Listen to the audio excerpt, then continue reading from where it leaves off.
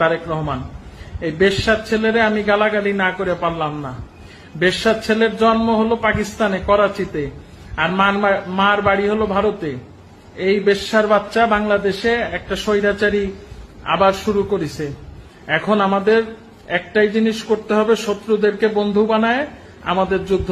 সামাজিক যোগাযোগ মাধ্যম ফেসবুকে লাইভে এসে এক অজ্ঞাতনামা ব্যক্তি যে ভাষায় রাষ্ট্রের শীর্ষ নেতৃত্বকে নিয়ে কুরুচিপূর্ণ, অশ্রাব্য ও হুমকিমূলক বক্তব্য দিয়েছে তা শুধু নিন্দনীয় নয়, বরং সরাসরি রাষ্ট্রবিরোধী ও আইন লঙ্ঘনের শামিল।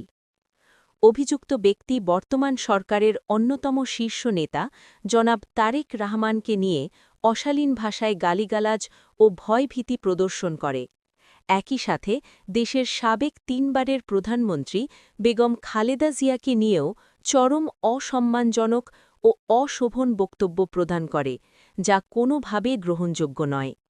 এটি শুধু ব্যক্তিগত আক্রমণ নয়, এটি রাষ্ট্রীয় শৃঙ্খলা, সামাজিক মূল্যবোধ এবং গণতান্ত্রিক সংস্কৃতির ওপর সরাসরি আঘাত।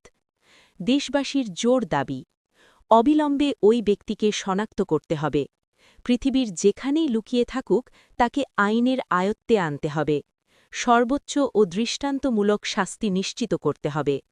আইন বিশেষজ্ঞদের মতে ডিজিটাল প্ল্যাটফর্মে এ ধরনের হুমকি, বিদ্বেষ ও অশালীন বক্তব্য দেশের প্রচলিত আইনে গুরুতর অপরাধ হিসেবে গণ্য হয় এবং এর বিরুদ্ধে কঠোর ব্যবস্থা নেওয়া জরুরি। নীরবতা মানেই অন্যায়ের পক্ষে অবস্থান নেওয়া। এখনই প্রতিবাদ করুন, শেয়ার করুন, সচেতনতা ছড়িয়ে দিন।